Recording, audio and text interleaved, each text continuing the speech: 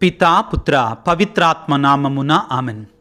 క్రీస్తునాథుని యందు మిక్కిలి ప్రియ సహోదరి సహోదరులారా, ఈ వాక్య పరిచర్యకి మిమ్మందరినీ ప్రేమతో ఆహ్వానిస్తున్నాను. పునీత పౌలు కొరింథీయులకు రాసిన మొదటి లేఖ 11వ అధ్యాయము 23 నుండి 27 వరకు పవిత్ర వచనములు. పౌలు ఈ రీతిగా బోధించను: నేను మీకు అందించిన ఉపదేశము నేను ప్రభువు నుండియే పొందితిని. తాను అప్పగింపబడిన రాత్రి ప్రభువు రొట్టెను తీసుకొని దేవునికి కృతజ్ఞతలు అర్పించి దానిని త్రుంచి, ఇది మీ కొరకు ఇవ్వబడిన నా శరీరము, దీనిని నా జ్ఞాపకార్థము చేయుడు అని పలికెను. అదేవిధముగా భోజనము తర్వాత పాత్రను తీసుకొని, ఈ పాత్ర నా రక్తములోనైనా నూతన నిబంధన, దీనిని మీరు పానము చేయునప్పుడల్లా నా జ్ఞాపకార్థము చేయుడు అని పలికెను. కనుక ఈ రొట్టెను భుజించినప్పుడల్లా, ఈ పాత్ర నుండి పానము చేయనప్పుడల్లా ప్రభువు వచ్చు వరకు మీరు ఆయన మరణమును ప్రకటింతురు. క్రీస్తునాథుని యందు మిక్కిలి ప్రియులకు సహోదరి సహోదరులారా, ఆదిమ క్రైస్తవ సంఘములో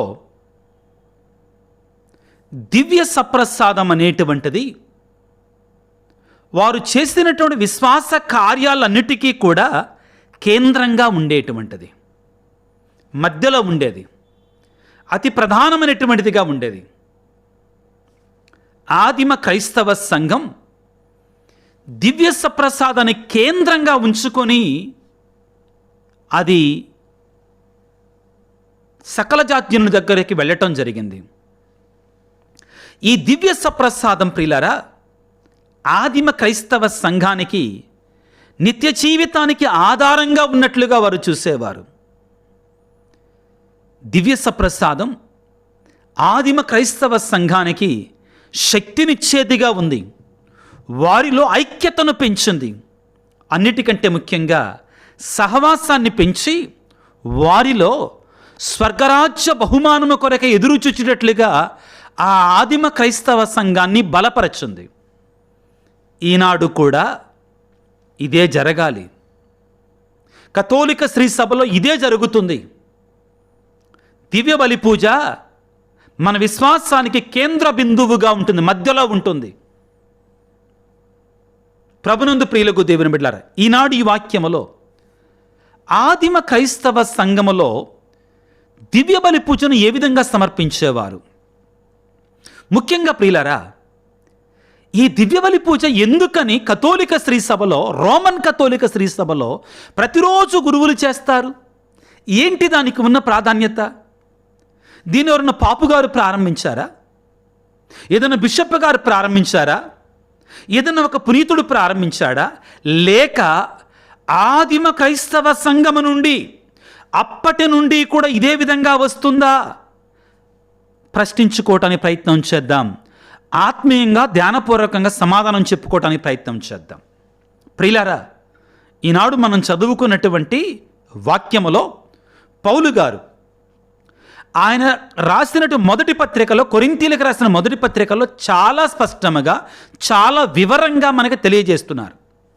పౌలు కొరింథీయులకు రాసిన మొదటి లేఖ 11వ అధ్యాయము 23వ వచనం నుండి ఈ విధంగా చెప్తున్నారు: నేను మీకు అందించినటువంటి ఉపదేశము నా సొంతది కాదు, నేను ప్రభువు నుండి పొందాను. ఏంటంటే ఆ ఉపదేశము? ఇప్పుడు చెప్తున్నాడు. తాను అప్పగింపబడిన రాత్రి యేసు రొట్టెను తీసుకొని దేవుని కృతజ్ఞతావందనలు అర్పించి దాన్ని త్రుంచి, ఇది మీ కొరకు ఇవ్వబడిన నా శరీరము, దీనిని నా జ్ఞాపకార్థము చేయండి. ప్రభువే స్వయంగా చెప్పాడు. ఈ విషయాన్ని ప్రభువు చెప్పటం ఒక ఎత్తు అయితే, పౌలు గారు చెప్తున్నారంటే మరొకసారి పునరుద్ఘాటిస్తున్నారు. ప్రభువే మాకు చెప్పారు. ఇక్కడ పౌలు గారు ప్రియులారా 12 మంది అపోస్తలులతో లేరు, అయినా కానీ ఆయన దర్శనాలు పొందుకున్నారు యేసు ప్రభు వద్ద నుండి. ప్రభువే నాకు చెప్పాడు, నాకు చెప్పాడని ఇండివిడ్యువల్ అంటే సింగులర్ని వాడుతున్నారు ప్రియులారా, బహువచనాన్ని వాడతలా, ఏకవచనాన్ని వాడుకుంటున్నాడు తన గురించి తాను. నాకు చెప్పాడు ప్రభువు. ఈ యొక్క దివ్య బలి పూజని, ఈ దివ్య సప్రసాద బలిని మీరు ఏమన్నారు? కృతజ్ఞతగా బలి అర్పించినప్పుడు, ఇది మీ కొరకు ఇవ్వబడినటువంటి నా శరీరము, దీనిని నా జ్ఞాపకార్థము చెయ్యండి అని పలికిన తర్వాత, అదే విధముగా భోజనమునకు తరువాత పాత్రను తీసుకొని, ఈ పాత్ర నా రక్తములోనైన నూతన నిబంధన, దీనిని మీరు పానము చేయనప్పుడల్లా నా జ్ఞాపకార్థము చేయండి అని పలికి ఒక మాట చెప్తారు పౌలు గారు.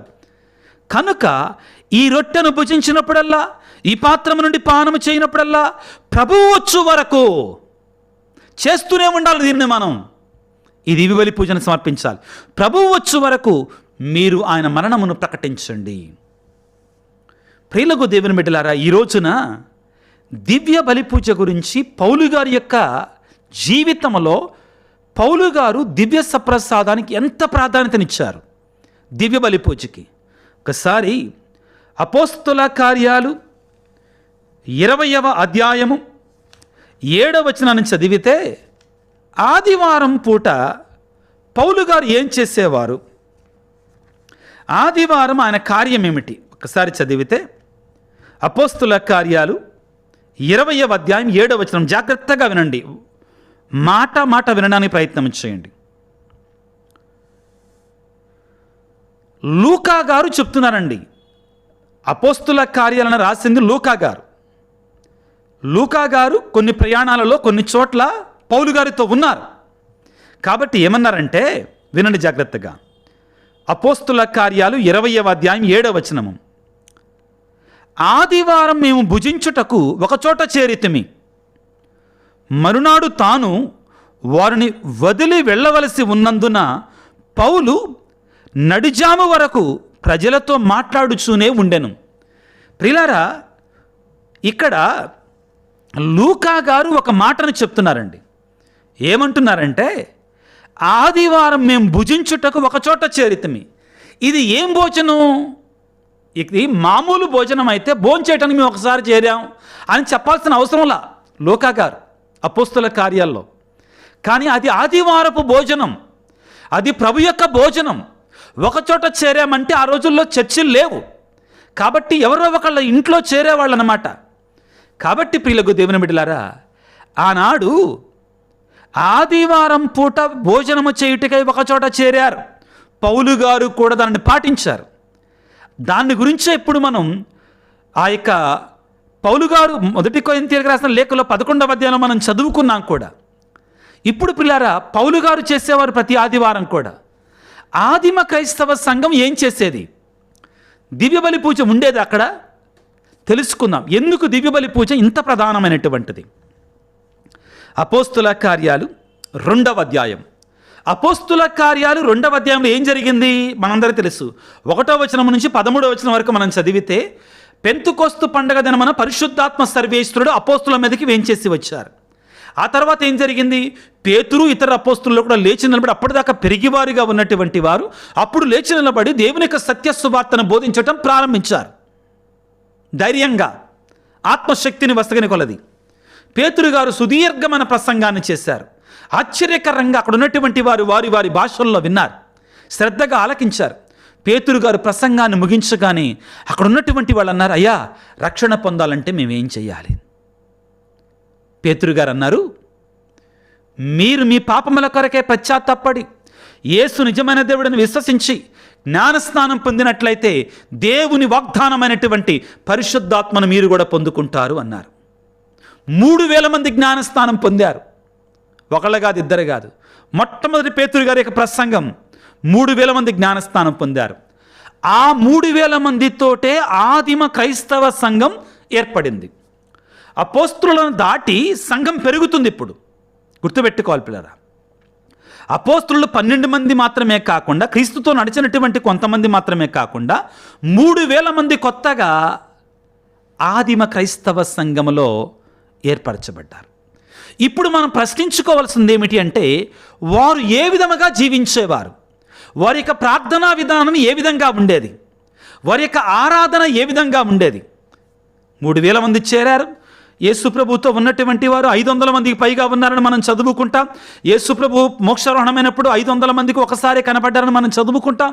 కాబట్టి ఈ 4000 మంది ఆదిమ క్రైస్తవ సంఘములో వారి ఆరాధనా పద్ధతి ఏ విధముగా ఉండేది, దానికే ఇప్పుడు మనం సమాధానం చెప్తున్నాం. జాగ్రత్తగా ఆలకించండి పిల్లారా. అపోస్తుల కార్యాలు 2వ అధ్యాయము 41-42 వచనాలు. అతని ప్రబోధమును విశ్వసించిన వారిలో అనేకులు జ్ఞానస్నానం పొందిరి. ఆ దినమున రమారమి 3000 మంది చేర్చబడిరి, జ్ఞానస్నానం పొంది.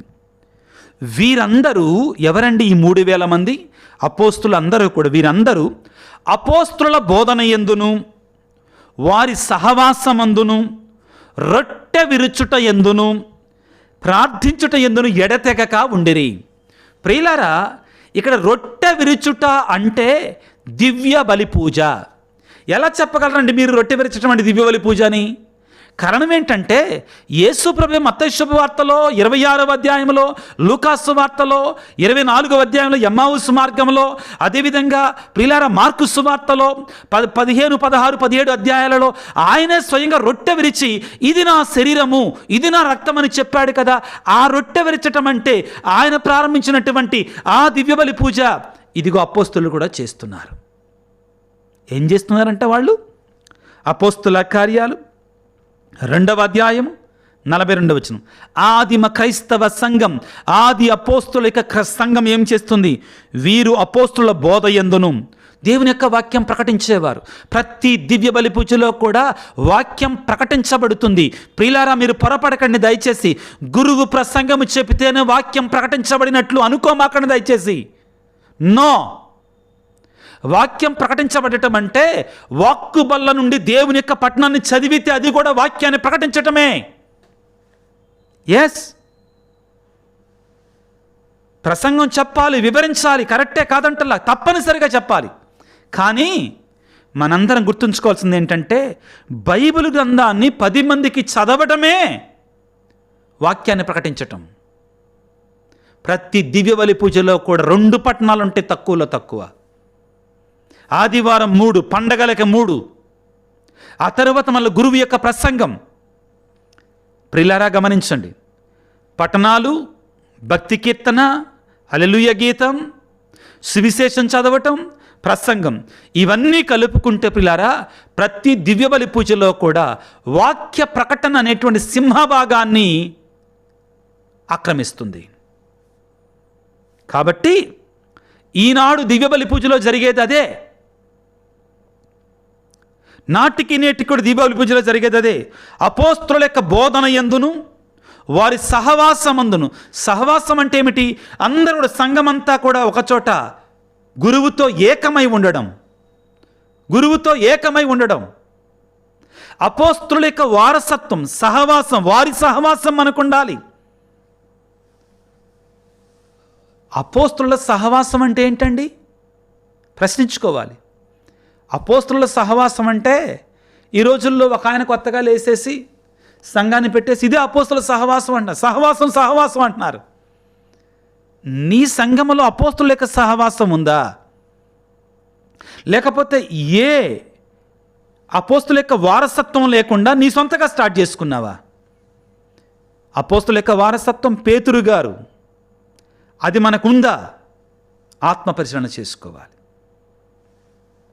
రొట్టె విరచుట యందు, రొట్టె విరచుట అంటే మీకు వివరించాను, దివ్య బలి పూజ, ఆ పవిత్రమైనటువంటి గురువు నడి పూజలో చేసేటువంటి. ఎడతెగక ప్రార్థించుట యందు. అపోస్తుల కార్యాలు 2వ అధ్యాయము 42వ వచనాన్ని చదువుకుందాం. ఇప్పుడు ప్రియులారా మనం మరొక వాక్యాన్ని చదువుకుందాం. అపోస్తుల కార్యాలు 2వ అధ్యాయము 46వ వచనాన్ని చదువుకుందాం మరొకసారి. వారు ప్రతిదినము కూటమిగా దేవాలయములో కలుసుకొనుచు తమ ఇండ్లలో అందరూ కలిసి రొట్టెను విరుచుచు. ఎప్పుడంటండి? ఆదివారం రోజు మాత్రమేనా? ఎప్పుడంటండి? పండగలప్పుడు మాత్రమే, సంవత్సరానికి ఒకసారా? నో. తమ ఇండ్లలో అందరూ కలిసి రొట్టె విరుచుచుడు. ప్రియులారా, ఎవరైనా కానీ మీకు ఒకవేళ రొట్టె విరచటం అంటే మామూలు భోజనం అంటే అబద్ధం చెప్తున్నాడు అతను. బైబిల్లో రొట్టె విరుచుట అంటే దివ్య బలి పూజ. మీకు అందరూ చూపిస్తానండి. లూకాసు వార్త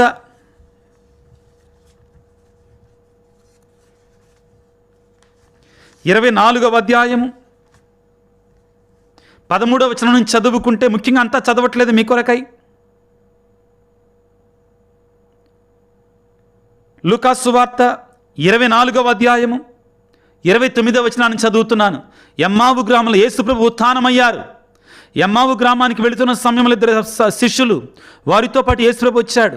వాళ్ళకి వివరించాడు, అర్థం కాల. అయ్యా మాతో ఉండయా, పొద్దువాలిపోయింది కానీ అంటే అప్పుడు వాళ్ళతో ఉన్నాడు. అప్పుడు ఏం జరుగుతుందో చూడండి. 30వ వచనం. యేసు వారితో కూడా భోజనమునకు కూర్చుండినప్పుడు ఆయన రొట్టెను తీసుకొని ఆశీర్వదించి త్రుంచి వారికి ఇచ్చాను. ఈ రొట్టెను తీసుకొని ఆశీర్వదించి తుంచటం మామూలు భోజనం కాదండి, అది దివ్యబలి పూజ. వినండి జాగ్రత్తగా. యేసు వారితో కూడా భోజనమునకు కూర్చుండినప్పుడు ఆయన రొట్టెను తీసుకొని ఆశీర్వదించి త్రుంచి వారికి ఇచ్చాను. దానితో వారికి కనువిప్పు కలిగింది. ఇది దివ్యబలి పూజ. యేసు ప్రభు ఏర్పాటు చేసింది. కడరాత్రి భోజనంలో చేసినటువంటి పూజ. అపోస్తులు చేస్తున్నారు ఆ కార్యాన్ని. అపోస్తుల కార్యాలు 2వ అధ్యాయం 42వ వచనము, అపోస్తుల కార్యాలు 2వ అధ్యాయము 46వ వచనంలో మనం చదువుకున్నాం. ప్రియులకు దేవుని బిడ్డలారా, ఇదిగో ఈ సత్యాన్ని మనందరం గుర్తుంచుకోవాలి. అపోస్తులు పౌలు గారు కూడా పాటించారు దీనిని. మనందరము కూడా ప్రియులకు దేవుని బిడ్డలారా ఈ సత్యాన్ని గుర్తుంచుకోవటానికి ప్రయత్నం చేయాలి. దివ్య బలి పూజ అనేటువంటిది ఆదిమ అపోస్తోలిక సంఘములో నిరంతరము జరిపించబడింది. వారి యొక్క విశ్వాస జీవితానికి ఆ యొక్క రొట్టె విరవటమే కేంద్ర బిందువుగా ఉన్నది. ఇది స్వయముగా యేసు ప్రభువు చేత ఏర్పాటు చేయబడింది. కాబట్టి ప్రియులకు దేవుని బిడ్డలారా, మనందరము కూడా ఆదిమ క్రైస్తవ సంఘం ఏ విధము కూడా ప్రతి దినము రొట్టె విరుచుట యందు ఉన్నారు. మనము కూడా ప్రతి దినము వీలుంటే ఆ దివ్యబలి పూజలో పాల్గొనటానికి ప్రయత్నం చేయాలి. కారణం ఏమిటి అంటే, ఆ దివ్యబలి పూజ ఈరోజు మనం పట్టణంలో చదువుకున్నట్లుగా పౌలు గారు పలికినట్లుగా ప్రభువు తాను అప్పగింపబడిన రాత్రి రొట్టెను తీసుకొని దాన్ని త్రుంచి మాకిస్తూ, ఇది నా శరీరము, దీనిని మీరు భుజించండి. ప్రియులారా గుర్తుపెట్టుకోండి, ఇది యేసు ప్రభు రూపములో ఉన్నటువంటిది కాదండి. లేకపోతే యేసు ప్రభు యొక్క శరీరానికి పోలిక కాదు ప్రియులారా. ఇది యేసు ప్రభు యొక్క శరీరము, యేసు ప్రభు యొక్క రక్తము ముమ్మాటికి. ప్రియులకు దేవుని బిడ్డలారా, అందులో ఆయన ఉన్నారు. మత్తయి శుభవార్త 26వ అధ్యాయము 26వ వచనములో యేసు ప్రభు ఈ విధంగా సెలవిస్తున్నాడు. జాగ్రత్తగా ఆలకించండి. మత్తయి శుభవార్త 26:26. వారు భుజించుచుండగా యేసు రొట్టెను తీసుకొని ఆశీర్వదించి త్రుంచి తన శిష్యులకు ఇచ్చుచు, దీనిని మీరు భుజించుడు, ఇది నా శరీరము. యేసు ప్రభు ఏమన్నారు? దీనిని తీసుకొని మీరు భుజించండి, ఇది నా శరీరము లాంటిది, ఇది నా శరీరాన్ని పోలినటువంటిది, ఇది నా శరీరము లాంటిది అనలేదండి. ఆ రొట్టెను తీసుకొని ఏమన్నారు? దీనిని మీరు తీసుకొని భుజింపుడు, ఇది నా శరీరము. ఆయన అంత స్పష్టంగా చెప్పిన తర్వాత మనం ఎలాగ చెప్పగలమండి? కొన్ని సంఘాల వాళ్ళు ఎలా అంటారండి, అది ఆయన శరీరం కాదు, అది ఆయన శరీరాన్ని పోలినటువంటిది, సాదృశ్యంగా ఉంది. No, eucharist is the true body and blood of Jesus Christ. ఆ తరువాత ఆయన ఒక పాత్రను అందుకొని కృతజ్ఞతా స్తోత్రములు చెల్లించి వారికి ఇచ్చి, దీనిలోని మీరందరూ త్రాగుడు, ఇది అనేకుల పాప పరిహారార్థమై చిందించబడి ఉన్న నిబంధన యొక్క నా రక్తము, ఇది మొదలుకొని మీతో కూడా నా తండ్రి రాజ్యంలో నూతనముగా ద్రాక్షరసం పానం చేయు వరకు దీనిని మీతో త్రాగనని మీతో చెప్పుచున్నాను. ఇది నా రక్తము అని చెప్తున్నారు పిల్లారా. 28వ వచనం, ఇది అనేకుల పాప పరిహారార్థమై చిందబడనున్న నిబంధన యొక్క నా రక్తము లాంటిది అంటల్లా ఆయన. పలుమార్లు మీకు వాక్యాన్ని చూపిస్తున్నాను. ఎందుకు ఈ మాటను ఇంతగా చెప్తున్నానంటే పిల్లారా, ఆది దివ్య బలి పూజ అనేటువంటిది నూతనంగా ఇప్పుడు ప్రారంభించింది కాదు. ఆదిమ క్రైస్తవ సంఘాలలో ఈ దివ్య బలి పూజ కేంద్రంగా ఉంది. రొట్టె విరవటం ప్రతి దినము, ప్రతి ఆదివారం పౌలు గారి విషయంలో మనం చూసాం. 20వ అధ్యాయం అపోస్తుల కార్యాలు 7వ వచనంలో పిల్లారా. కాబట్టి నీవు నేను ఏ విధముగా ఉంటున్నాము ఆత్మ పరిశీలన చేసుకోవాలి.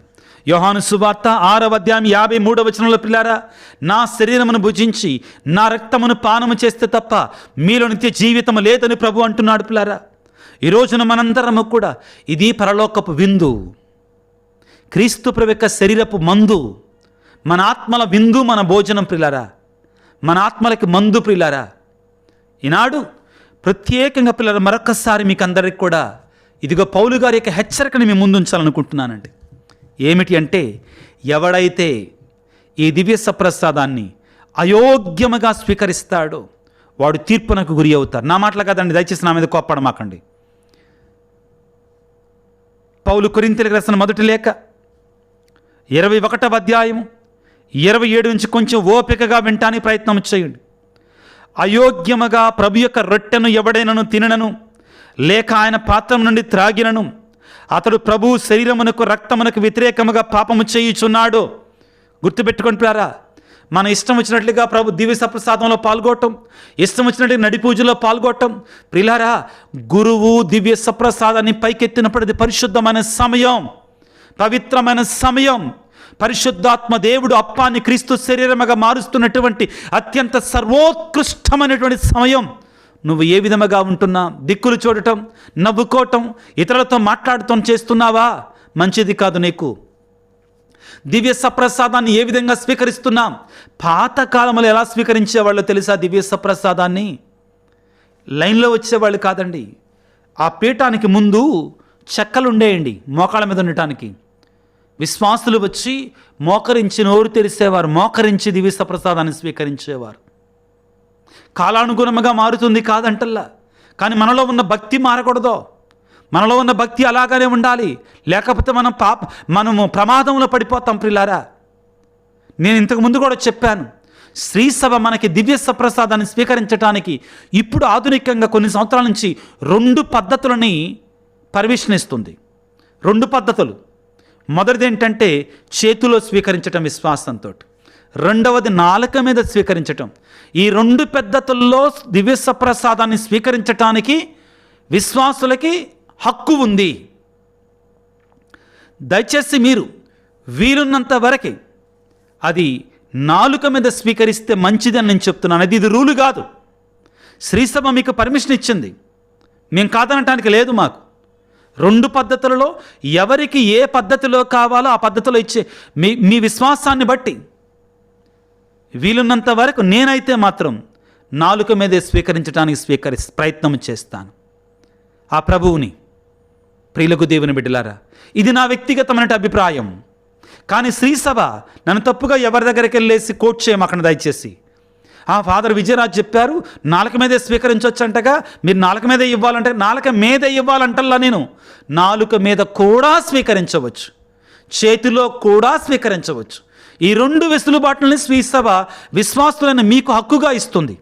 శ్రీసభ పాపుగారి నుంచి వచ్చినటువంటిది కాబట్టి మేము పాటించాలి. నేనేమంటానంటే, ఇష్టం ఉన్నటువంటి వాళ్ళు నాలుక మీద వాళ్ళు ఏమనుకుంటారు?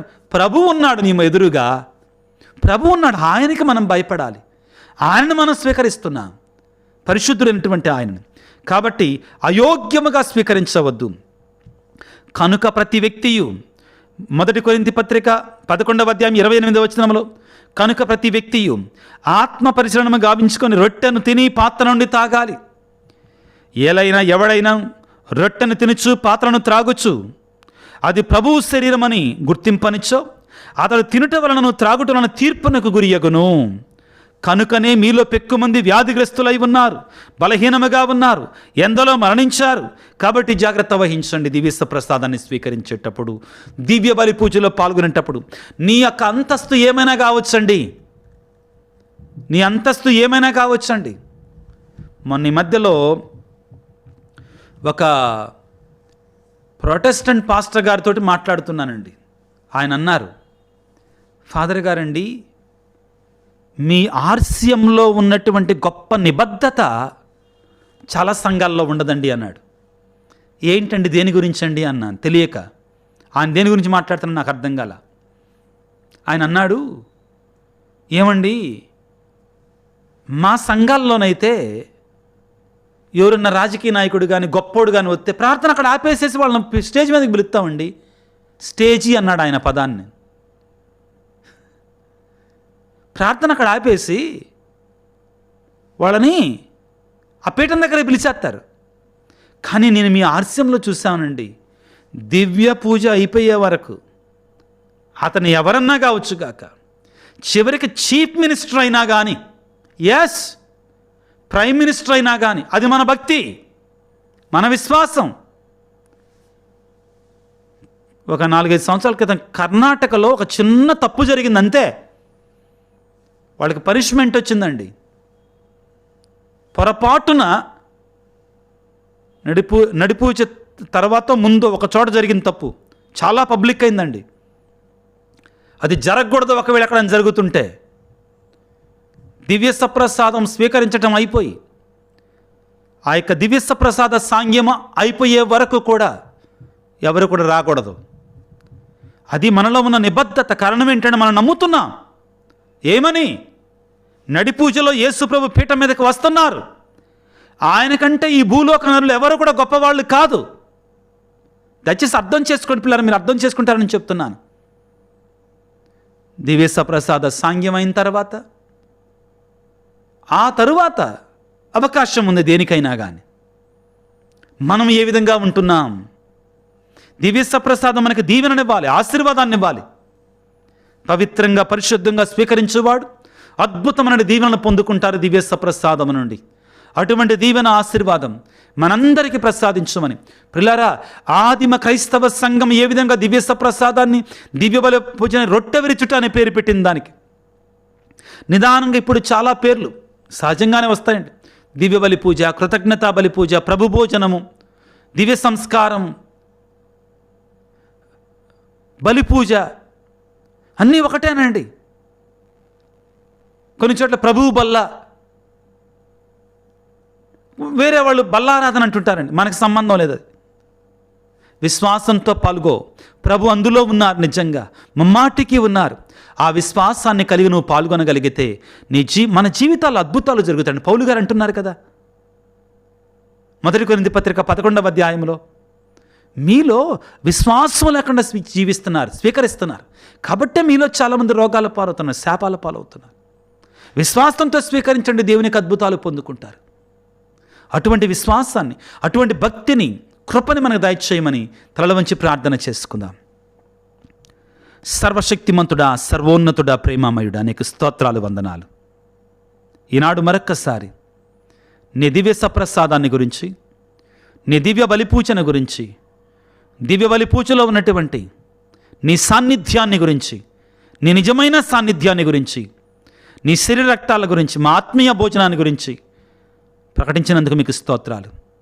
ఆదిమ క్రైస్తవ సంఘాలలోనే నీ శరీరాన్ని విరచి రక్తాన్ని పానం చేశారు, దివ్య బలి పూజను సమర్పించుకున్నారు. నీవే స్వయముగా ఆజ్ఞాపించినటువంటి దివ్య బలి పూజ సకల మానవాళి పాప పరిహారార్థమై నీ వలనాడు ఏర్పాటు చేసినటువంటి పరిశుద్ధ బలి పూజ. ప్రతి దివ్య బలి పూజల ప్రభు నువ్వు సమర్పించుకుంటూ మా పాపాలు క్షమిస్తున్నావు. మీకు స్తోత్రాలు, వందనాలు ఆయన. ఈ సమయంలో ప్రభువా, నీ వాక్య పరిచయలో పాల్గొంటున్న నీ బిడ్డలందరినీ దీవించండి, ఆశీర్వదించండి. మేమందరము కూడా ప్రభువా నీ శరీర రక్తాల ఎలా అత్యంత భక్తి ప్రపత్తులతో, విశ్వాసంతో, నమ్మకంతో ఆ దివ్య ప్రసాదాన్ని స్వీకరించడానికి కావాల్సిన శక్తిని మాకివ్వండి. ఆ విశ్వాసాన్ని మాకివ్వండి అయ్యా. మాలో ఎవరైనా కానీ అపనమ్మకంతో జీవిస్తున్నట్లయితే వారి విశ్వాసాన్ని బలపరచండి, దృఢపరచండి తండ్రి. నీ దివ్య సప్రసాద శక్తితో మమ్మల్ని నింపండి, మమ్మల్ని ఆశీర్వదించండి. ఈనాడు ఈ వాక్య పరిచయలో పాల్గొన్న బిడ్డలందరినీ నీ గాయపడిన హస్తాలతో తాకి స్వస్థపరచండి. కుటుంబాలలో శాంతిని, సమాధానం దయచేయండి. మా కొరకు ప్రార్థించండి స్వామి అని వివిధ తలంపులతో, ఉద్దేశాలతో అడుగుతున్న ప్రతి బిడ్డను కూడా మీరు దీవించమని, ఆశీర్వదించమని, నీ పవిత్రమైన ఆశీర్వాదాలతో నింపమని మా ప్రభు అయిన క్రీస్తు ద్వారా వేడుకొనిచున్నాము తండ్రి, ఆమెన్. ప్రభువు మీతో ఉందురుగాక, మీ ఆత్మతో ఉందురుగాక. సర్వశక్తిగల సర్వేశ్వరుడు పిత, పుత్ర, పవిత్రాత్మ మిమ్ము మీ కుటుంబాలను చల్లగా దీవించి ఆశీర్వదించి కాపాడుదురుగాక. God bless you. దేవుడు మిమ్ము దీవించుగాక. ఆమెన్.